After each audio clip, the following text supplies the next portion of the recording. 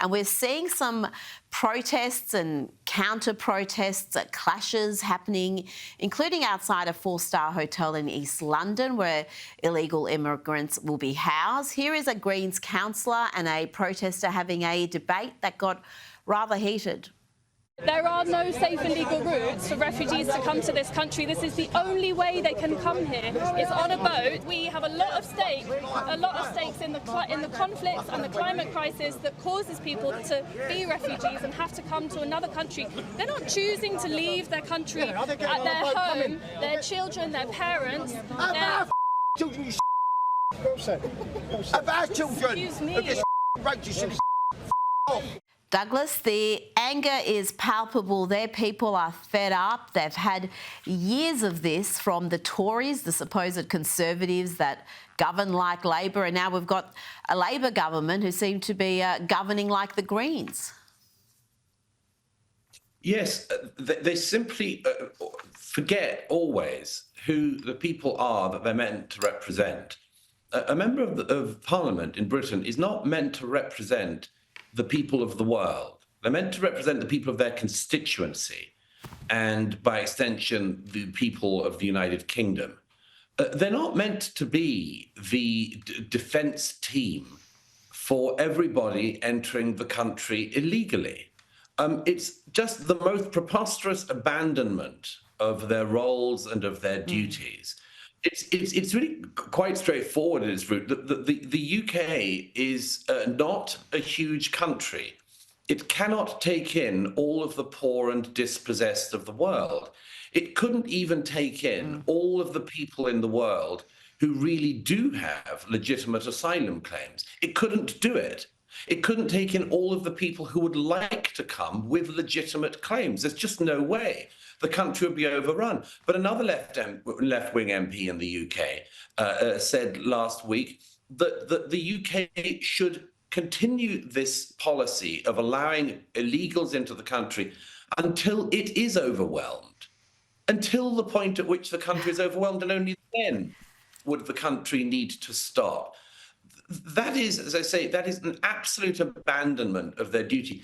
It is MPs who are literally willing to crash the country with a policy of allowing in endless numbers of people. And as I say, the numbers are literally endless. The country could not take in all of the people who would like to come with legitimate claims.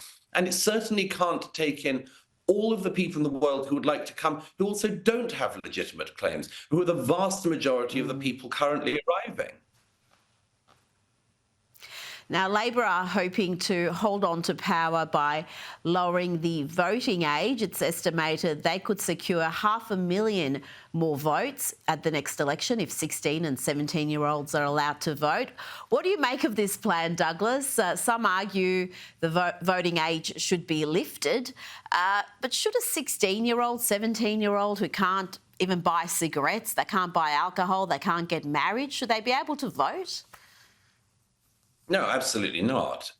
It's pure, as you say, once again, it's pure politicking. The Labour Party is doing this for two reasons. One is that they think the optics of it will make them more attractive to younger voters. And secondly, they assume that younger voters are going to be in their favour. That's not necessarily the case. There's some very interesting data showing, for instance, that younger voters disproportionately by population are likely to vote for Reform UK, Nigel Farage's party. That would be quite a funny thing in the tail, wouldn't it, if that were to happen? But as you mentioned, Rita, it's obviously the case that if you can't, you're not deemed to be of an age to buy cigarettes, to buy alcohol, to be able to marry. Why should you have the vote? By the way, it was very interesting in the past week, at least two Labour MPs I know, including people in the government, didn't seem to realise when interviewed on air that you're not allowed to marry in the UK at 16. So they don't even know the laws as they exist, even as they try to introduce new laws like this. Now, let's go to the US and President Donald Trump Looks like he's going to be pulling the US out of UNESCO. That's the United Nations Educational, Scientific and Cultural Organisation. This decision comes after a 90-day review. And Douglas, the organisation was deemed to be anti-American, anti-Israel and pro-DEI.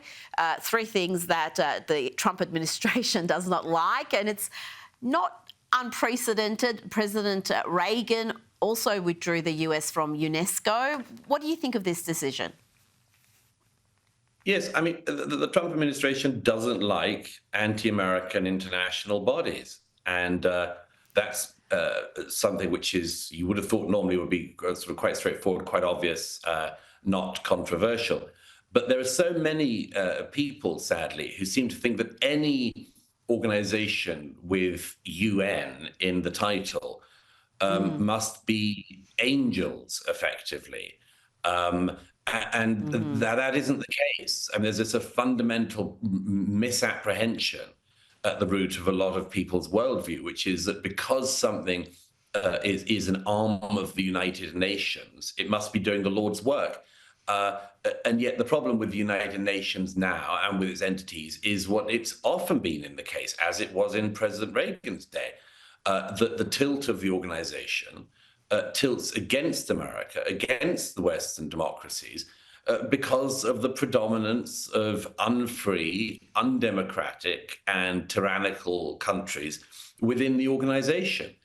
And, you know, I don't mind if people want to pretend that the United Nations is the world's parliament. If they want to imagine that, that's one thing. But to imagine as a result that it is what it says it is, and that its entities are what they claim to be, is just a grotesque category error. UNESCO, like so many organizations, UNRWA, the UN Human Rights Council, these are not bodies that represent or further the interests of the American taxpayer, the American voter, and often work directly against them. So why exactly should the American taxpayer be funding them? It's a very good question. It's one I'd be posing to our government right here in Australia. Israel and Syria, we know they're resuming dialogue on security matters in the wake of deadly sectarian clashes. We're seeing, just Douglas, horrific acts of brutality, footage that I can't play, the Druze population being targeted, and this footage is simply too graphic, too sickening to play. What can be done to help this community, Douglas, and other religious minorities in Syria? You know, it's absolutely appalling what's been going on in recent days in Syria. Noticeable as always, the people who've been completely silent on the matter, who obsess with anything that Israel does in the region and are totally unbothered when a jihadist or former jihadist, if you take him at his word, like the new leader of Syria, oversees a country in which this kind of ethnic strife is routine and commonplace. The Druze are a very small minority in the region, crossing in roughly in Lebanon, Israel, Syria, and are very beleaguered. And massacres like that in recent days, the only country that has done anything to actually intervene and try to stop this is the government of Israel, who is doing so partly at the behest of own Druze population. The Druze population in Israel include remarkable people, including remarkable heroes who serve in the army and so on. But Israel decided to actively step in and try to prevent some of this ethnic cleansing of the Druze of Syria. The rest of the world is just sort of sitting by, either not noticing or just talking about it. And it's very interesting that, isn't it? That once again, Israel in the region alone acts against a threat to a minority and gets no credit for it, no praise for it. In actual fact, as we saw in an interview this week with the former head of the MI6 intelligence services in the US, who was interviewed by, I think, Christian Amanpour on CNN, don't even understand the situation in the region and don't even believe that Israel is acting in the interests of the Druze minority. and also don't seem to understand who the Druze minority are. It is a really shocking lack of comprehension at very high levels. And of course, that means that there's also a shocking lack of action. You're right about that. Let's actually just have a quick look at that interview you referred to. And this is supposed to be an expert opining about Israel's motivations in Syria. I don't actually believe the Israeli line that they are intervening in southern Syria in order to support the Druze, as if they have concerns about the Druze. The Druze are Arabs, they're Muslims, they are a part of the network of ethnic groups and religious groups inside Syria. What Israel is looking for, I think, is a fragmented Syria, one which is weak and divided. It's the former head of MI6, and he doesn't know basic information, Douglas, like the Druze are not Muslims. Yeah, that was really shocking, I have to say, really shocking. There's a sort of presumption people have that figures like this, at least know what they're talking about.